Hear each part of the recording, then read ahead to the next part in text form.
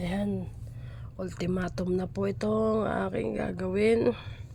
Ako po yung magsusuob ng tubig na pinakulo na mayroong isang dakot na asin. Mayroon po akong konting Vicks pa dito. Ilalagay ko.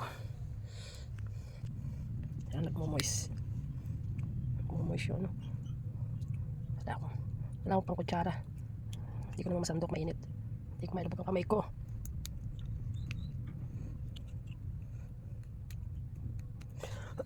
Ay, naku Panginoon, kayo po ang una, ang kapangyarihan mo at ang epekto ng suob na ito. Ayan, sige po, ako po ay magsusuob. Paalala po, kung kaya nilang yung init, huwag yung masyadong idarangan yung mukha, baka malapnos. At pagkatapos po nito, huwag po muna kayong magbibintilador or magbabasa.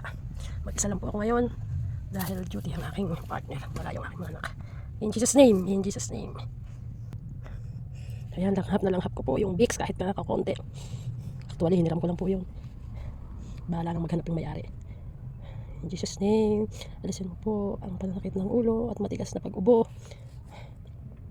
At after nito, Panginoon, ako po ay inyo nang palalakasin. In Jesus name, in Jesus name.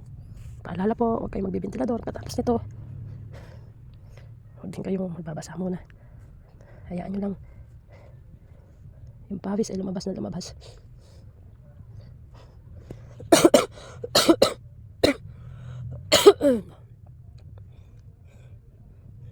Ito na po, napakarami naman po nagsasabi nito sa akin o isang linggo pa, pero okay, tamad na tamad. Ito, baka po dito malunasan na yung ubo ko para hindi puro gamot.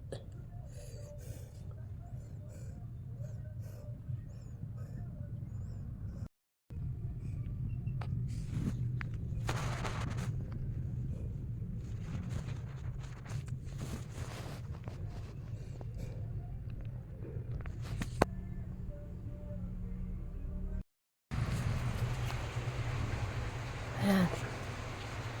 Hindi ko po alam kung naka 30 minutes ako. Pero pawis na pawis po ako. At nawa po, lumuwag na. Lumuwag na yung aking pag-ubo.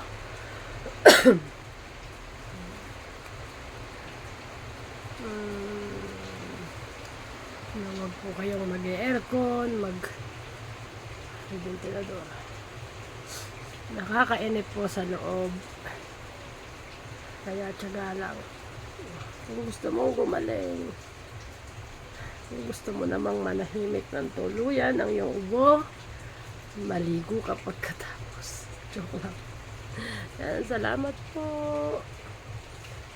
Ingat po ang lahat. Napakahirap pagkasakit.